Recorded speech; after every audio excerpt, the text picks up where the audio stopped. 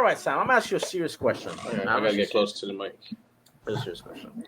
Let's just say you and how do I sound? I sound good. I sound sexy. You sound crispy. You sound there you go. crispy. Let's just say you and Veronica are on vacation. You go to Miami, and you're like, you know what? Let's get a nice steak, right? You finally convinced your girl to stop being a vegetarian, to stop being a pussy, right? So you tell her, hey, let's go to Salt Bay, right? You ask her, hey, let's go to Salt Bay. Let's just check out the steaks. So I'm gonna ask you a serious question. If you go to this man's location, right, this man is doing all the fancy stuff, grabs the steak, and he's about to give your girl some meat. And Veronica does this. I wonder, can you please explain to the audience what are you going to do, Veronica? Is it acceptable? Are you going to kick her the hell out? What is if she opens her mouth like that? Yeah. She ain't opening her mouth like she's trying to take steak. I'll tell you that. Like, so she opening her mouth for the shot, for the money shot right there. That's a money shot kind of open mouth. Because but it's some nice meat, Sam. It's some nice, medium rare meat. Hey, bro. Don't ever say my name and say that's some nice meat, bro. Don't ever say that again. Like, okay, what about if he goes to you? He grabs that meat, right? Nice, well done, sauteed meat. I'll take knife and stab with it. Hypothetically and jokingly, of course. Hypothetically, but you're not gonna take that meat. What if it's the best? Give me a fancy meat. I don't know meats like that, like steaks. I don't know what's a good Wagyu. Wagyu. I've had Wagyu steak before. But let's just say he gives you that Wagyu steak. That's nice, fresh, well done. It's juicy. He grabs it with a knife. Check it out. Go like that. Grab that knife. I'll take the meat like that. Right. And if it goes to your girl, it's about to give that meat to your girl. You take the knife and you give it to your girl. Like, what are I'll take the knife, like open wide, baby. Hey, give me that knife. You think I'm just letting Salt Bay just serve my girl meat? You know how much he gets paid every time he has to show up? I have no idea, but it's like $10,000. Let me look it up because I know it's freaking hella expensive. Because I was looking it up because I think he has restaurants in New York too, doesn't he? I know he's in Miami. How much is Salt Bay cost? I don't fucking know. I mean, it's 850 euros. I'm seeing here. How much is that in 850 euros? What is that? I mean, I think the dollar passed the euro, did it not? It did. The dollar passed the euro for the first time in for any time. So wait, so the dollar's worth more than the euro? Yeah. Last time I checked. I saw a meme about that, but I was like, I was confused. I was like, isn't it worth less? But I just kept that moving. I didn't know it was important. Yeah, I know. I remember the highest. I know 1 euro is like, I think dollar was like 75 cents for 1 euro, but now I think it's $1.99. That's wild. So them European assholes keep making fun of us. No, and we're struggling. That's wild, bro. Imagine when the orange man takes over again. We're gonna be crazy. Man. We're gonna be freaking crazier out American. Let me shit. Wait, hold up. I got a couple of stories. I'm gonna let you pick. Let's use the point system. Let's see how it works. We have another Andrew story. You want to do another Andrew follow-up story?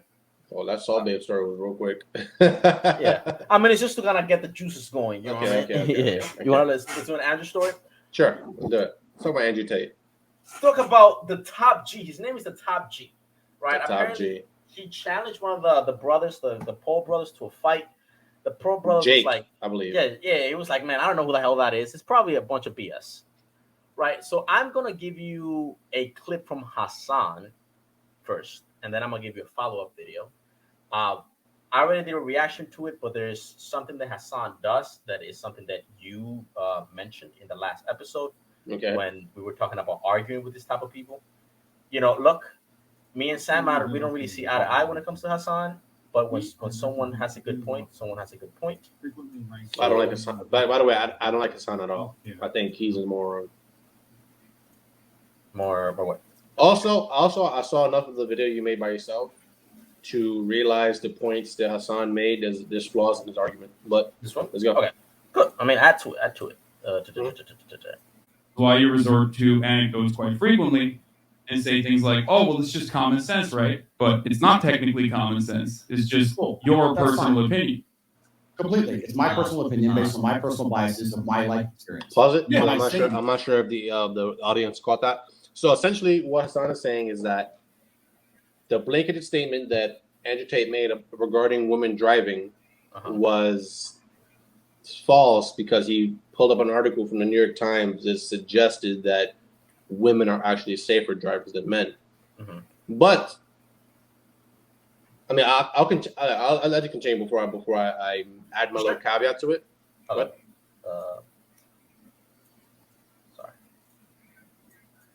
a lot of pages. Oh, that's not the one. Sorry, I have a lot of freaking articles. All right, a lot of articles. Yeah, exactly. When I say these things, X amount of people agree with me and X amount of people disagree with me.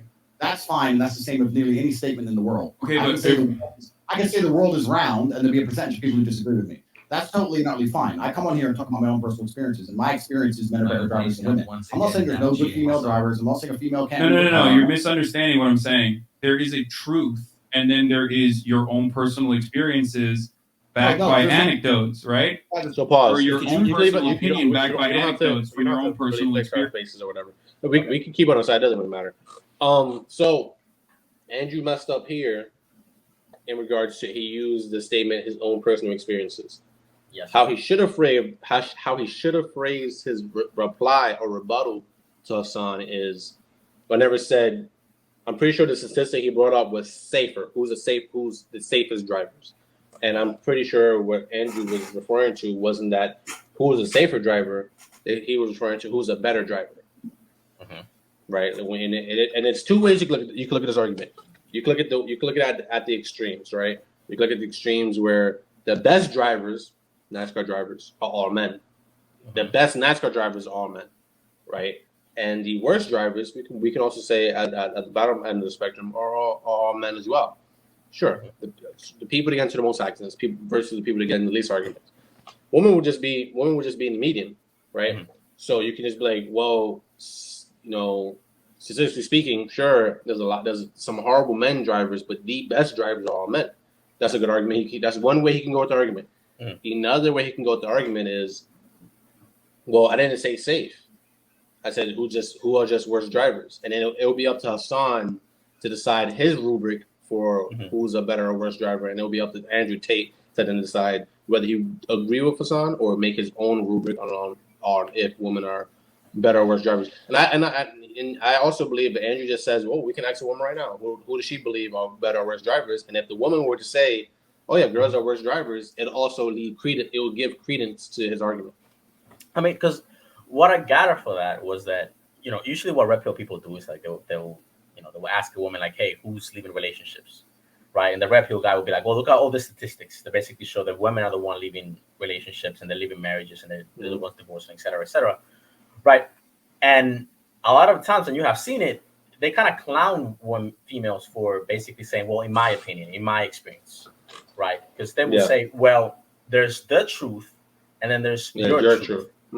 And that's what I'm saying. That's what I'm saying. His mistake was saying, in my experience. Had he not said that, he had a avenue of circumventing the line of argument or whatnot. Because I think Andrew just kind of sounded like all the girls that he constantly argues, right? I mean, because there are arguments to why, women you say are separate drivers. I mean, if you look at like insurance companies have no feelings towards us, right? Like insurance companies usually charge men more for insurance. Now that has to do with what the type of cars men pick. Usually, the men tend to pick sports cars. They tend to pick Honda Accords, Honda Civics, Mercedes, BMWs, and they usually are for racing.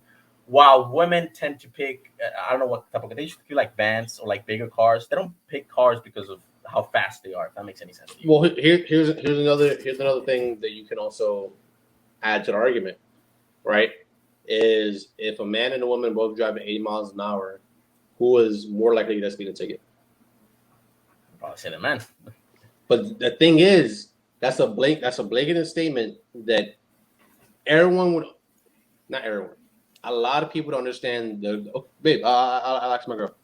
A man and a woman both drive 80 miles an hour. They both get pulled over by a cop. Out of 10 times, who is more likely to get I'll get a speeding ticket. And it doesn't really take much thought. Yes. Yeah. But that's what I'm saying. That's a way Andrew should be formulating his arguments. Yeah. But he's not. Also, he's also in a very rare situation where he's surrounded by men when he's making these arguments. He's not making his argument around women. It's more like Twitch streamers. I don't know if they're like more like half. Oh man, yeah. Sure. he's surrounded by 2.5 men. Let's continue the video.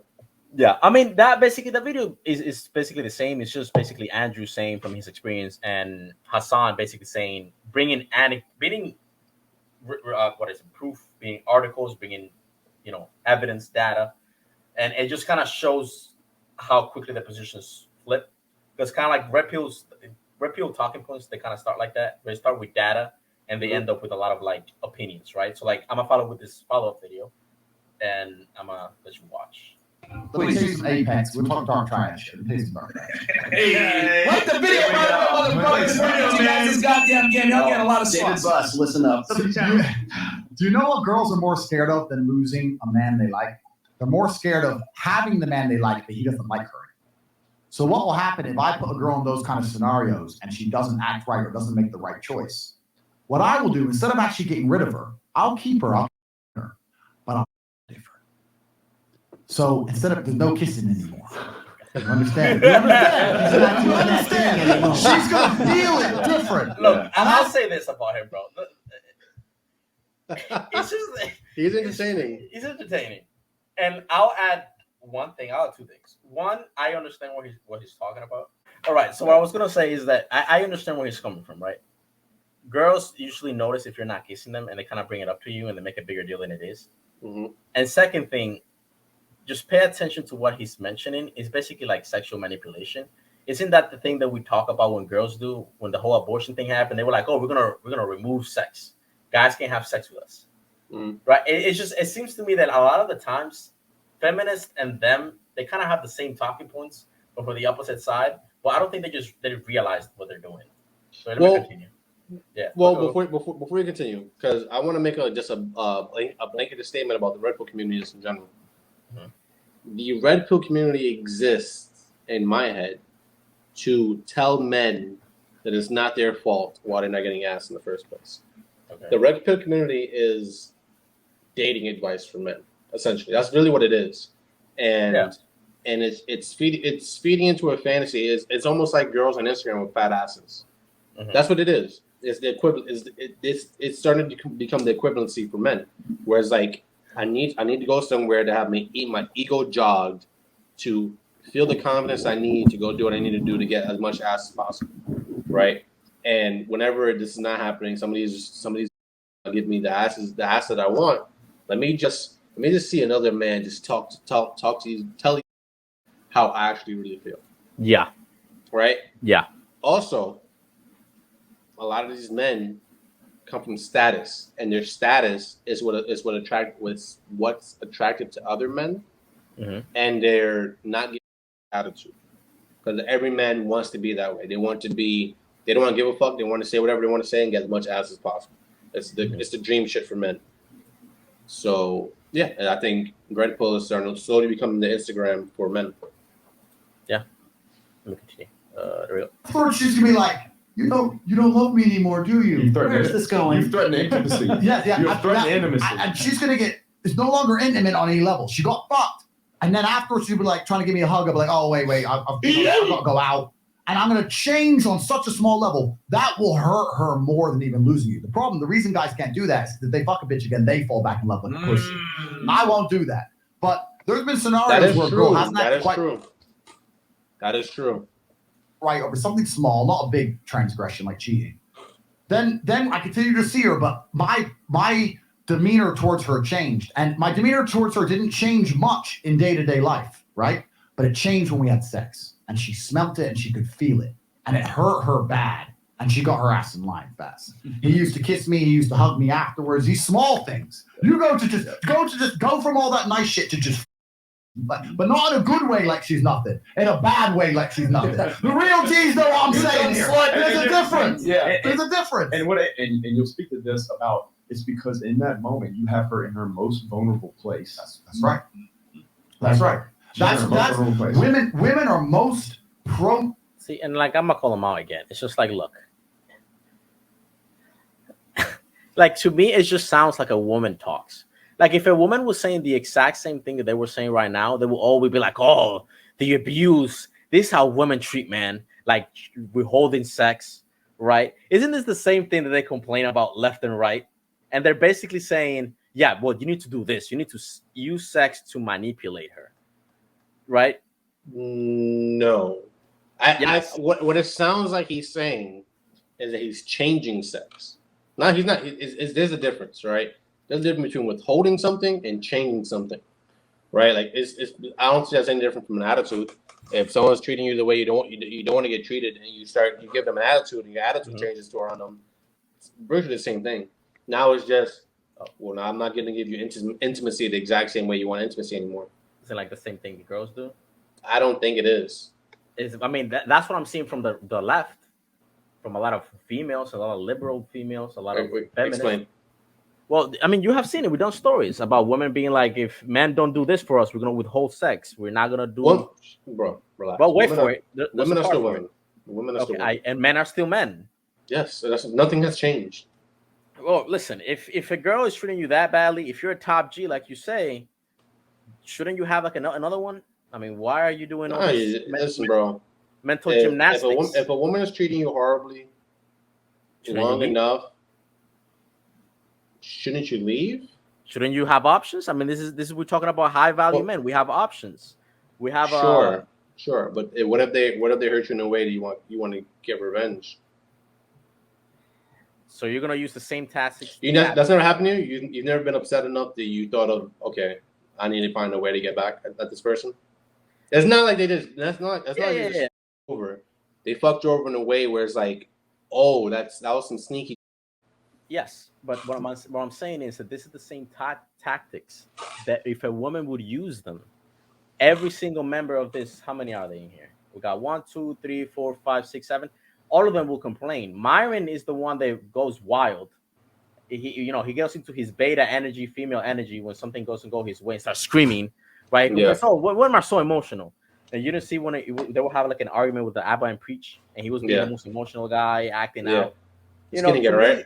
Yeah, like to me, they're all the same. They're the same shit in different fences. Yeah, that's what it sounds to me. But let me continue. He's programmable. Because all women are programmed, and I want to say this. Maybe I'll be a misogynist now. Let's do it. All right, let's do it. I said this in another podcast. I believe that men are more capable of independent thought because I believe that men are more evolved for battle and war. So if we had an idea which nobody else agreed with, we're more capable of defending it. We've evolved to saying, no, the sky's blue, it's not green.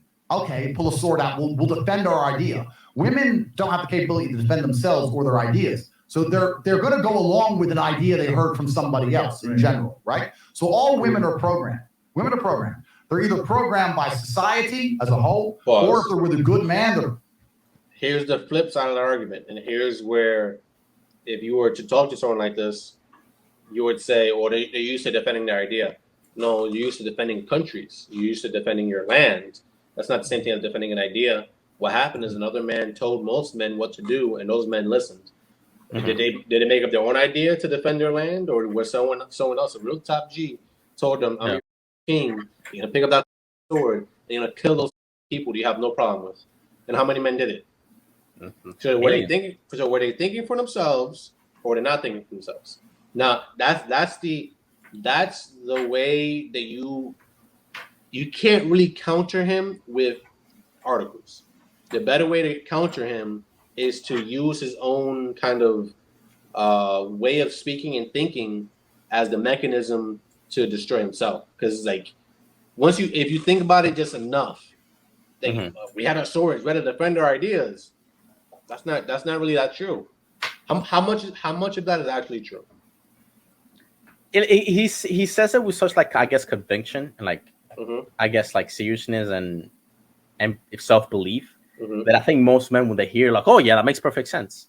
Yeah. But when you break it down, it's like, well, men are also adaptable. Men also follow the lead of their leaders, right? I mean, hell, how many times? I mean, let's be honest. Like, how many times do you have an apartment and the person that makes the decisions in that apartment is the woman? That is true. The men have adapted to that too. Or the house, or anything. Do with the kids, but that's what I'm saying is like he thinks men can do independent thought because of they've evolved to do that stuff. And I'm not suggesting this is not true. Mm-hmm. I'm not suggesting that men have not defended more things and defended more of their thoughts. I'm not arguing that point at all, because who this is true or not. Mm-hmm. The thing is, this is unprovable.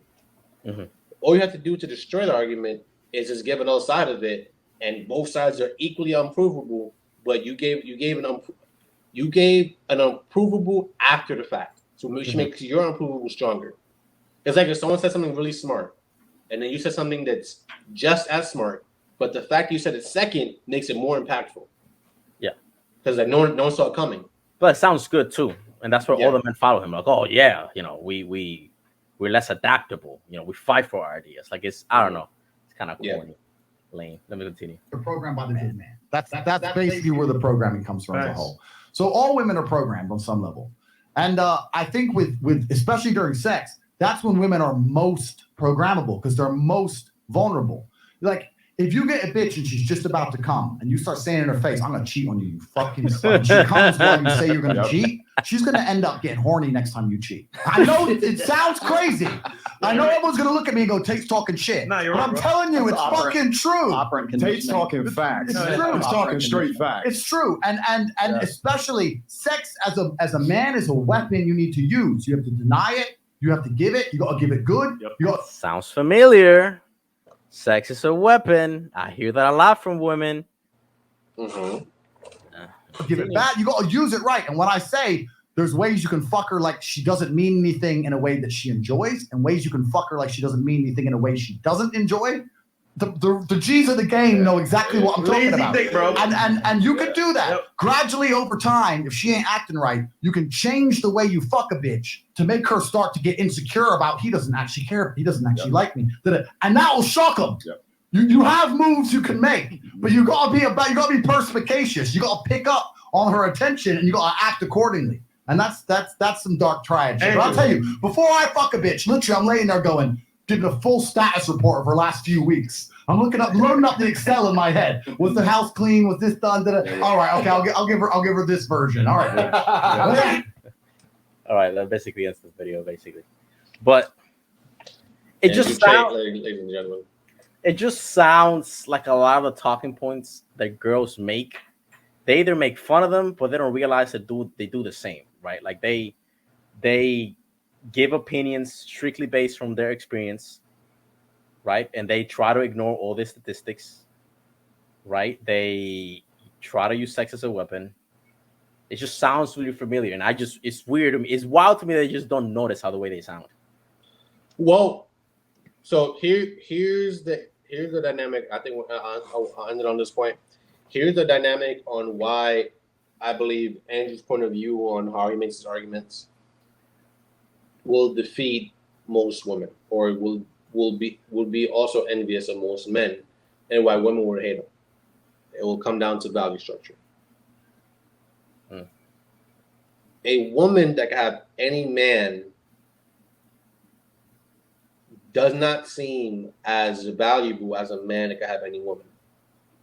And wait, a man that can have any woman seems to be more valuable than a woman that can have any man. Oh, yeah. Because I mean, let's be honest. If a random girl goes into a bar, I mean, it's not hard for her to walk out with like 100 guys if she really wanted to, or like 100 numbers. Mm-hmm. Versus, if I were, random Joe into a bar, I'll be lucky if I get like one or two, depending who the hell's in. I'll bring this back to a meme. There was a meme. You ever seen Kill Bill? Kill Bill. I heard of it. I just don't. Okay, so Kill Bill, for anyone who's not saying it, this is an old Asian kung fu master guy that trains. Forgetting her name is not on my head right now. But that's besides the point. There's a meme from a clip of him where he's like stroking his beard and he's talking, and people are asking him, "Oh, why when a man has sex with so many women, he's a G, but when a woman has sex with so many men, she's a hoe?" And he goes, "A lock that could be unlocked by any key is worthless, but a key that can unlock any lock is a master key. And he's like, that's the difference. I love mean, hilarious. This has been Andrew Tate. We have been Lidat. We have spoken about Red Pill. Like, subscribe. We need to talk about. No. We got more. Wait, no. You said this, and I'm like, wait, I gotta show you this. Okay, let me see. Oh, the homemaker. And then I start dating after that. And it's like, well, if going out on a date with a guy makes me a slut, then that's just what I'm gonna be. I don't think going out on a date makes you a slut, but having sex with different men makes you a slut. Well, what does it make you if you have sex with different women? A slut maker.